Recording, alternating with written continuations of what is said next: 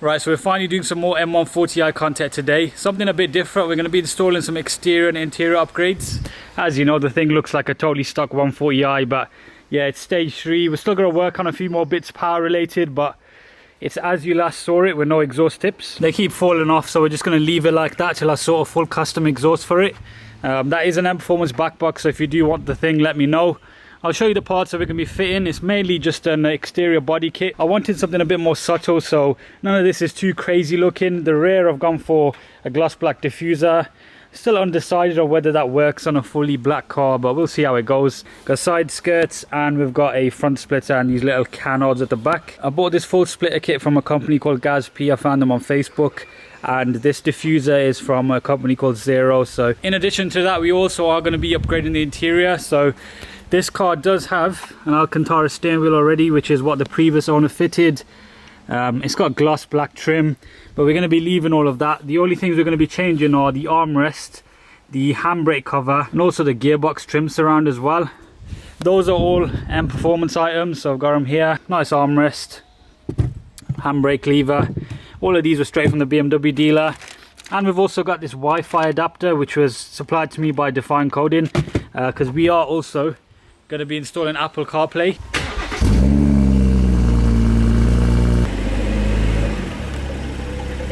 Right, so I've gone ahead and jacked the car up. The jack doesn't fit under it unless you put some planks on either side. It's got a central jacking point there if you needed any advice on that. You probably can't see much, but it's that sort of square patch on the under tray there. But yeah, the splitter that I'm going to be fitting actually uses most of these OEM locating points. So I've already taken the OEM screws out.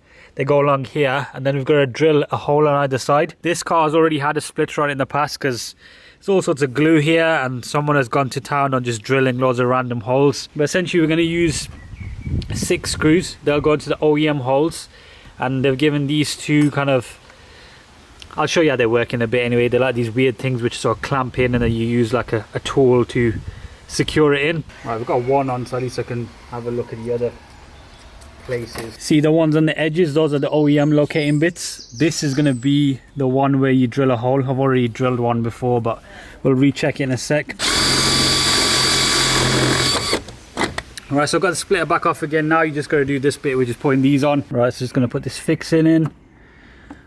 Fits kind of snug. What I did was tighten it up manually rather than using the impact, because they didn't really work that well. Now I'm just undoing it, and yeah, should come straight out. And now that's solid. Do that on the other side. Yeah, we can get the splitter fitted up. Right, so that's the splitter fitted. It doesn't protrude too much as well, so like, at least you can drive the car and not have to worry about scraping everywhere. This thing is on MSS springs, so they are height adjustable, but they're not really low like some of the other ones out there on the market. Like when I bought the car and it was on Motec ones, it was quite a bit lower. Let's hope it doesn't fly off when I'm doing a draggy run. It's the last thing I want. The whole point of this car is that you want to actually drive it quickly, but I'm gonna do a little exterior mod video. Quick reminder though, if you haven't subscribed, make sure you do go ahead and do that. We're going to be doing a lot more stuff to this car, so yeah, we're by no means finished. What we'll do now though is we'll move on to the side skirts. The thing with these, you don't have to do any drilling either. It's literally using all the existing screws, just like the front does. I think it's going to be all of these ones here, these Torx bits. So all along the side. It also has a cutout for the jacking point on there as well, so we might be able to leave the stand on. Oh, this gun is too big, so I actually can't get out. I'm going to have to use something manual once I loosen them up. Yeah, because there's nowhere for the screw to go. Back to a trusty socket set. What we'll do, because we're literally just putting in screws in the same holes we took the other ones out, we'll do a little time lapse of both sides guys being fitted, and I'll show you afterwards.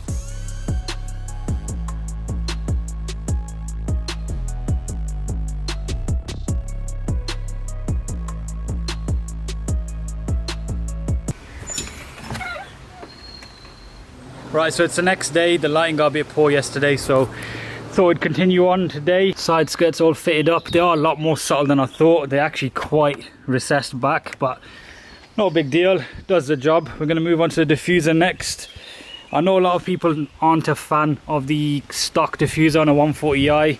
I actually think it looks alright because the grey kind of breaks up the, especially with a black car anyway. But yeah, my exhaust tips are probably going to look a bit lost in those. We'll jack the rear up.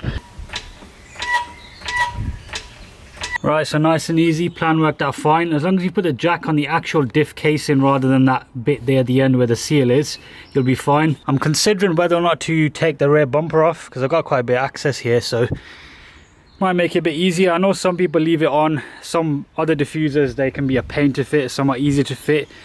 It's all a bit of guesswork right now, so yeah, I think I'll take the bumper off. It's only got one screw. Much easier than a Mark V. Sounds like someone else is doing DIY in the background as well. Right, so lights were easy enough. The rest of it is just various 8mm nuts along the arch liner. Got a few underneath as well. I think there's one rivet. And then there's one T20 that holds it to the quarter panel. It's really simple. It's clipped off now as well. I didn't even bother taking the rivet off. That's just to remove the diffuser. Can do that when the whole thing's off. But yeah, same on the other side. Once you've done all the 8mm, you've literally just got these clips along here. You push that one out, and in theory, once you take the parking sensors off, should come straight off.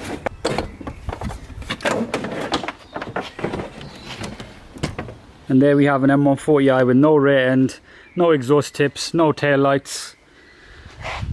Quite easy to get it to that state, to be honest. I'm quite impressed with that. Volkswagens were that easy to take apart and make my life a lot easier. The factory one quite literally is clipped and it hooks in. The Zaero one, what we're going to do is we're going to put it in, and then according to these instructions over here, they want us to drill holes in the slats all along the edges so it kind of hooks in like that way. But they're saying do all of them. I think that's a bit overkill, so we might just do a handful. It's not like it's got any pressure going under there. It would help if all these diffuser manufacturers just use clips like the OEM one, but they all like using screws. I think they're just trying to cover themselves, if I'm being honest. Alright, so pull the rivet out. Nice and easy. You probably need one of these, to be fair. I tried it with the trim removal tool and it wasn't coming off, like a plastic one. A bit of force actually will do the job. I can't lie, I still do like the grey effect of the stock one. The aggression of this is nice, but we'll see how it looks like once it's on the car. These edge bits, as you can see, no clips on them, so we're gonna have to drill into these. I've given a decent screw and the washer, but that's as far as the nut will go. So there's a little washer in the end there, so that's not enough travel really. I don't know if I'm missing a trick here, but what I'm gonna do is screw it in instead. So I've got a bunch of screws here. All you're doing really is you want to stop these tabs coming out, so you just want something traveling downwards. So a screw will do the same job. I believe some other diffusers use screws as well, so we'll just go with that rather than faffing about with this.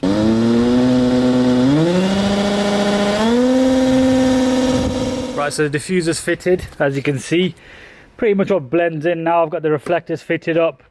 We've gone for screws like I mentioned, so probably able to see something underneath there if I flip it around. Okay, parking sensors are back on as well.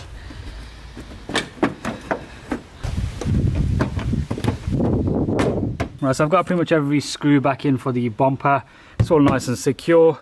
Now these side spats, they actually attach with the existing holes just like the side skirts do. So I've left these two off on here, so straight in as they are. They're really lightweight, so I doubt they're going to go anywhere. Right, so now that we've got all the exterior bits done, we're going to move on to the interior. We're going to begin with the CarPlay installation. So the way it works is we're going to install a Wi-Fi adapter. Because this car's got Pro Nav, I believe you can retrofit easily. It is a factory option. So now before we install anything, I do want to give a massive shout out to Carl from Define Coding. I'm going to put his Instagram on the screen now. Essentially what he did was he supplied me with a Wi-Fi adapter and all the coding required to make CarPlay work. It's probably the most anticipated, is that the right word? It's basically the mod that I've wanted the most on the car. You can have power and looks, but CarPlay just makes life so much easier. And the main biggest issue here is I'm trying not to scratch anything. Looks like I've got a bit of leverage there. And then I lost it again. Okay, gotta take these two little T15s off. Now you lift this out clearly. Okay, we'll get that out the way. Looks like there's another two T15s under there. So that's all it is. You're going to plug it in and then shove it back down there, so straight into the Wi-Fi bit. Right, so I've got the iPhone here. You can see there WLAN. You plug it straight in there and then you put it straight back, and that's it, job done. Right, so CarPlay's installed. My phone's registering it as connected, but for some reason the screen isn't, so I've just dropped Kyle a message, so just waiting on a response from him on that. In the meantime, we'll just get the Alcantara installed. I think with this here, it literally just needs to be pried off. Oh, there we go. All right. Can't lie, that does look a bit odd now, because the rest of the trim is all plastic. Yeah.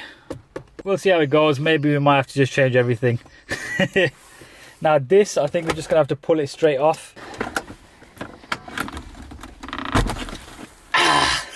Oh no. Watch out for your nails when you're removing this thing. Jeez. There we go. Not exactly the most... yeah. We'll leave the thoughts to another day. Now for the main bit, let's do the armrest. I'll probably have to hop in the back for this. Okay. There we go. That made a loud noise. It's normally just wedged in there, so you just gotta undo it. 2 pins that we need to get out apparently. So it stopped raining, so we can have a bit of better lighting now. So we get these pins out. Springs dropped out as well. Easy enough. Very fiddly this is. Right, so I've got the armrest finally fitted. Surprised I didn't cut all my fingers doing that. The spring in there is very sensitive. Looks very nice though. I mean, I've got all of this all matching now. This steering wheel definitely needs to be operated now because this Alcantara is a bit worse for wear. But crucially, Apple CarPlay is now working. So I did drop Kyle a message, as I said earlier. And essentially what he told me was I need to hold down on the volume button to reset it. Did that, deleted the device again, and there we have it, man. Full screen CarPlay. Just looks so good. It's all wireless as well. All the apps, Waze, crucially, is what I'm most interested in. Enjoy this little montage now of all the mods we've fitted today, and then we'll wrap up the video afterwards.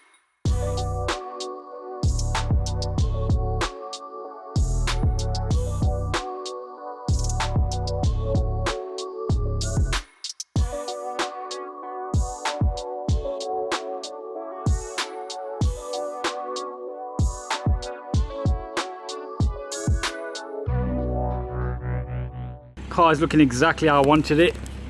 We finally got there in the end after spending 10 times longer than what you should take for installing these mods, but the end effect is always rewarding and I do enjoy doing this kind of thing. Probably going to do a lot more DIY on the GTI, plenty more mods to come on that, and of course the 140i. We're definitely going to chase that end power goal still, and we've got a bunch of handling mods to do. But yeah, if you enjoyed today's video, make sure you drop a like on it, subscribe for a lot more content to come. I'll stop rambling and I'll see you in the next one.